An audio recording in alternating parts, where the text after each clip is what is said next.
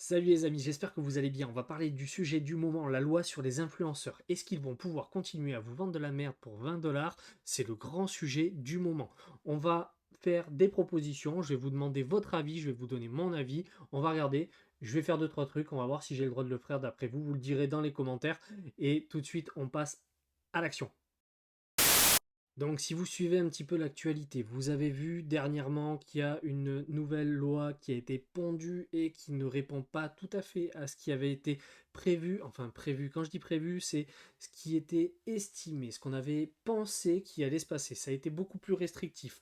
Il y a eu des tables rondes, ils ont fait intervenir des gens qui sont très très bien placés dans ce domaine. Je pense notamment à Asher, qui a pu échanger avec certaines personnes du gouvernement pour pouvoir mettre en place quelque chose qui répondrait aux attentes de tout le monde. Sauf que au final, ce qu'on a bien compris, c'est que ils en ont fait qu'à leur tête. Donc comme on peut le voir, ce mercredi, à l'Assemblée, il a été décidé une loi qui ne répond pas tout à fait à ce qui était prévu, comme vous pouvez le voir ici écrit, malgré les concertations qu'il y a pu y avoir avec Asher et d'autres personnes du milieu, l'Assemblée nationale a voté sur l'interdiction justement de promouvoir ce secteur crypto, mais de la manière la plus ferme possible. Pourquoi? Parce que le texte adopté ne permet pas aux influenceurs de promouvoir des services qui sont fournis par des prestataires de services sur actifs numériques qui ne seraient pas agréés par l'AMF. Donc là, vous pourrez me dire, bon, pas trop grave, à la limite, il n'y a qu'à prendre que des prestataires de services qui sont agréés par l'AMF. Mais on va regarder que c'est un petit peu plus compliqué que ça. Je voudrais juste faire une parenthèse. Toutes les pubs que vous voyez ici, si je gagne rien dessus, d'accord? Donc commencez pas à m'envoyer les huissiers, j'ai zéro, ok? Promis. Et n'achetez pas ça, je pense que c'est de la merde, faut pas se mettre ça sur le visage, c'est pas bon. Bref, l'AMF. On se retrouve sur le site de l'AMF parce que du coup, on va se demander quels sont les établissements qui sont PSAN enregistrés auprès de l'AMF. Du coup, qu'est-ce qui reste aux influenceurs pour pouvoir travailler? Donc, on va regarder sur la liste des établissements PSAN. CoinHouse, Voyagers, bon, il y en a pas mal quand même. Vous voyez, il y a quand même il y a quand même matière. Donc, on pourrait se dire, pardon, on pourrait se dire, il y a encore du boulot, quoi. Je veux dire, faut arrêter de déconner, les gars. Mais en fait, non, c'est quoi le problème?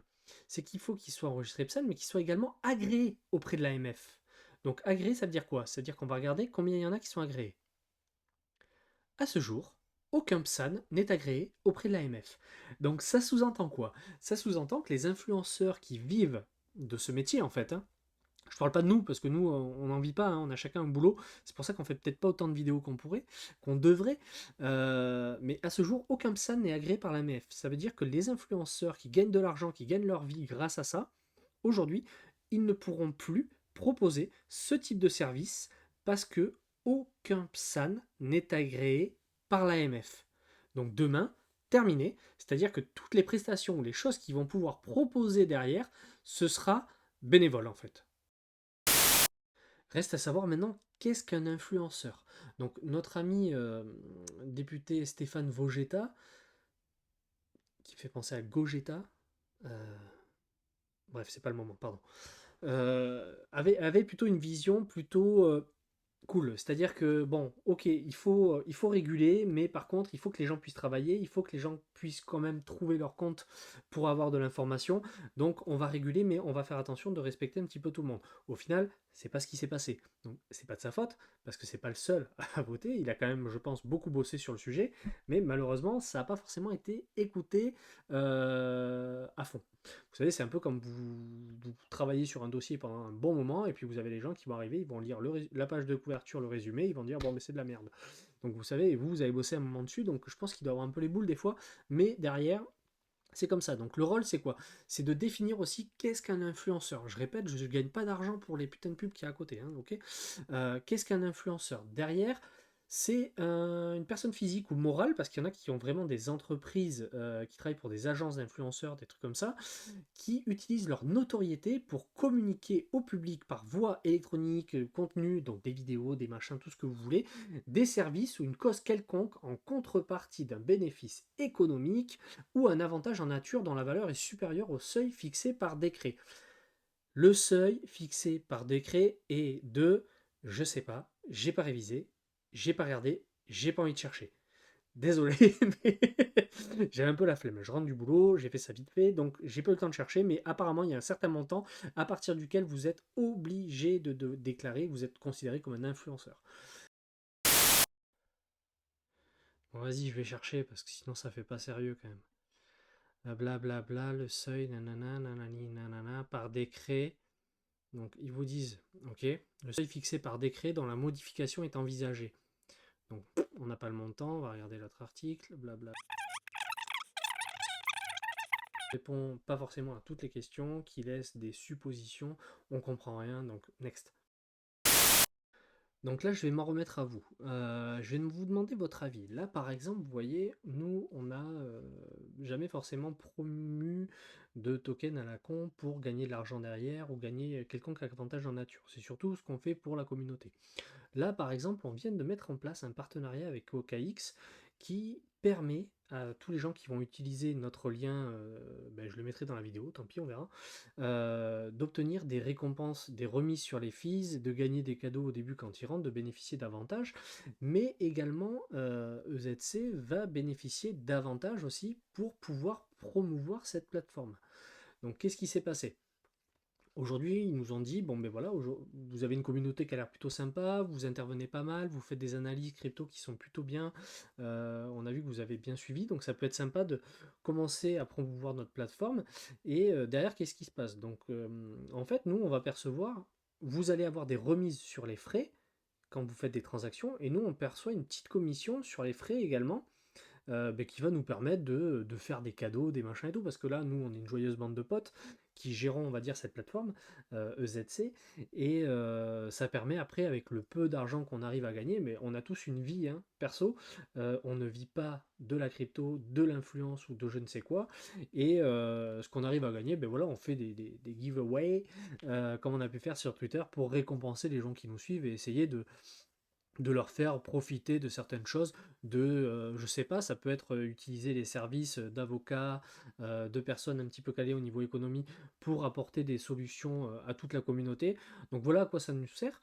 Et donc là, je me pose cette question, je me dis, est-ce que en proposant d'utiliser cette plateforme, bien évidemment, en vous disant que nous, on va recevoir aussi une petite partie des commissions que vous payez. En plus, vous, ben, vous avez des remises sur les commissions, vous gagnez des petits cadeaux, des machins et tout. Est-ce que c'est considéré comme de l'influence? Sachant que, bien évidemment, ce qu'il faut mettre en avant, et c'est vrai que ça, on le fait peut-être pas assez, je sais pas, même si on vous dit pas achetez ça, achetez ça, achetez ça, quand on parle de crypto, mais effectivement, la crypto, c'est un domaine sur lequel le risque de perte de capital est très important. Mais alors, d'où vient le problème? Est-ce que ça vient des gens qui ne se renseignent pas, qui suivent bêtement des influenceurs qui vont leur chiller de la merde pour gagner eux 15 dollars et derrière qui vont se retrouver à devoir investir les économies de toute la famille sur un shitcoin qui va perdre 99% de sa valeur? C'est quoi le souci? Je pense qu'effectivement, l'influenceur qui va proposer ce genre de conneries est à blâmer, ça c'est clair et net. Pour moi, je pense que cette loi, ça aura le mérite de faire le ménage pour certains. Donc ça c'est clair et net et j'en suis très content. Je suis désolé pour ceux qui ne sont pas d'accord. Euh, Par contre, la problématique qu'on a aujourd'hui, c'est qu'il y a beaucoup de gens qui investissent sur quelque chose, donc là on parle de crypto, mais on pourrait très bien parler de bourse, ou des gens qui auraient investi, je ne sais pas, sur SVB dernièrement, qui auraient investi ailleurs, qui auraient perdu tout leur capital. La problématique vient aussi du fait que les gens ne se renseignent pas. Ils veulent quoi? Ils veulent des vidéos de merde qui disent que Shiba Inu sera 1 dollar dans 6 mois pour imaginer être millionnaire. Sauf que dans la vérité, dans la vraie vie, pardon, c'est pas ça. C'est pas ce qui se passe. Donc, je pense que les gens doivent premièrement se renseigner, se former et essayer un petit peu de faire la part des choses avec les gens qui vont écouter. Si vous avez des influenceurs en face de vous qui ont 16 ans et demi, qui passent leur vie à faire des photos, je sais pas où, en Thaïlande ou je ne sais où, pour vous dire que derrière, il faut les suivre parce qu'eux, ils ont réussi, bah, ils sont peut-être juste rentrés au bon moment, ils ont capté un maximum de personnes parce qu'il n'y avait pas grand-chose, pas grand monde sur ce créneau, et du coup maintenant ils peuvent en vivre et ils ont gagné beaucoup d'argent dessus. Derrière, ça ne veut pas dire que ces gens-là sont des conseillers en investissement financier. D'ailleurs, ce serait très intéressant, plutôt que de devoir cracher sur toutes les plateformes qui ne sont pas PSAN enregistrées auprès de l'AMF, ben que ce soit tout simplement les influenceurs qui, pour promouvoir des solutions qui touchent à tout ce qui est finance, devraient être conseillers en investissement financier. À partir de là, quand vous avez ces formations-là, ben, vous ne pouvez pas faire n'importe quoi. Vous ne pouvez pas dire n'importe quoi, vous ne pouvez pas vendre n'importe quoi. Aujourd'hui, ce qu'on propose, c'est pas un service personnalisé pour quelqu'un. D'accord?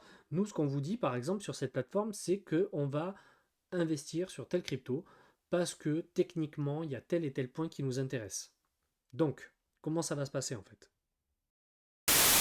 Ce qu'on compte proposer avec l'équipe, ce qu'on comptait proposer, je ne sais pas si on va pouvoir le faire ou si on le fera, c'est qu'en même temps qu'on vous fait des analyses sur certaines cryptos, on ne vous dit pas acheter ces cryptos, d'accord? On vous donne un point de vue, bien évidemment. Si on avait une boule de cristal, on ne serait pas là. Aujourd'hui, si on le fait, c'est pour partager quelque chose avec la communauté et c'est plutôt sympa. D'ailleurs, tout ce qu'on peut voir sur Telegram, on se régale, on rencontre des gens vraiment super, donc c'est top.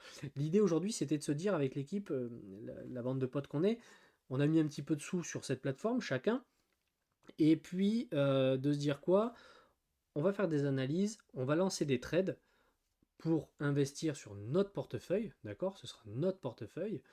Et si des gens veulent nous suivre, ils pourront nous copier. Ça veut dire quoi? Ça veut dire que vous allez sur copy trading et à partir de là, ben, quand nous on va lancer un ordre, ça va le lancer chez vous aussi et vous allez pouvoir justement avoir votre portefeuille qui se constitue petit à petit et qui sera exactement le même que le nôtre. Ça veut dire quoi? Ça veut dire qu'on gagne ensemble, on perd ensemble. On n'est pas là pour vous vendre un truc, obtenir des avantages qui derrière après pour vous, on s'en fout. Non, pas du tout. Parce que là, dans ce cas précis, ça veut dire quoi? Ça veut dire que si on gagne de l'argent, vous en gagnerez. Si on en perd, vous allez en perdre. Nous, l'intérêt, c'est de ne pas vous en faire perdre. Euh, si on intervient sur du copy trading aujourd'hui, c'est pas sur des futurs, d'accord, où on va lancer des leviers de bâtard à 500%, c'est pas du tout ça. C'est sur du spot, c'est sur un portefeuille entre guillemets bon père de famille, je dis bien entre guillemets parce que sur la crypto, ça n'existe pas vraiment, c'est très volatile, on le sait tous, mais ça va être quoi à base de Bitcoin, à base d'Ethereum, avec une grosse partie en stablecoin, avec du BNB, avec voilà, des tops, on va dire, des top 10 au niveau de la crypto, qui permettront aux gens de se constituer un petit portefeuille quand ils n'y connaissent rien, mais sans s'exposer de trop. Encore une fois, attention, tout ce qui est crypto-monnaie, vous ne devez pas investir tout votre argent, toute votre épargne. Vous devez conserver une épargne de sécurité sur vos comptes classiques, même si on a vu dernièrement qu'il y a des banques qui ont des petits soucis et on préfère avoir l'argent sous le matelas. Bon, pourquoi pas, même si vous êtes limité, attention. Mais dans tous les cas, n'investissez pas votre argent. Dans la crypto, on dit toujours n'investissez que ce que vous êtes prêt à perdre. Parce qu'on part du principe qu'une fois qu'on l'a posé sur un exchange ou sur n'importe quoi, ben, si on le perd, c'est pas de l'argent qui va vous manquer par la suite. Donc là, l'idée, c'était un petit peu de faire ça. On a mis en place ça avec cette plateforme parce qu'elle le proposait. Elle a des services qui proposent également de pouvoir utiliser un portefeuille type MetaMask ou autre directement. Donc c'est un petit peu comme si elle se transformait en DEX directement. Donc vous allez pouvoir utiliser ce portefeuille. Donc là, c'est mode démo, hein, vous enflammez pas, il n'y a pas 22 000 dollars. Hein. Qui va vous permettre en fait tout simplement de trader, mais comme si vous aviez un DEX directement, si vous allez sur Pancake ou machin, et vous faites votre swap en ayant connecté votre portefeuille. Donc on a trouvé ça plutôt pas mal, on s'est dit que ça pouvait être sympa pour notre communauté, qu'on vous fasse des analyses, qu'en même temps on achète des cryptos en direct pour vous montrer ce qu'on fait. Personne n'est obligé d'aller sur cette plateforme. Si vous voulez y aller, on vous a négocié un lien en dessous dans la vidéo qui vous permettra d'avoir une remise sur les fees et également une mystery box à l'arrivée qui peut vous faire gagner entre 1 et 10 000 dollars. Donc j'imagine bien évidemment qu'il y aura plus de personnes qui vont gagner 1 dollar que 10 000 dollars. Je précise hein, parce que bon, on ne sait jamais. Euh, je comprends que si cette loi est là, c'est vraiment parce qu'il y a des gens qui doivent être un petit peu trop rêveurs. Donc c'est souvent les gens qui sont vraiment dans la merde. Donc ça m'embête aussi que ce soit les gens qui se fassent arnaquer au final. Donc attention, bien sûr, mais rien n'est obligatoire, rien n'est imposé. On vous dit ce qu'on fait, mais vous n'êtes pas obligé de faire ce qu'on vous dit. D'accord? J'espère que vous aurez quelques informations dans cette vidéo. Si vous pouvez m'en donner d'autres, n'hésitez pas. Donnez-moi votre point de vue à vous en commentaire, ça me fera toujours plaisir. Abonnez-vous et je vous dis à très vite.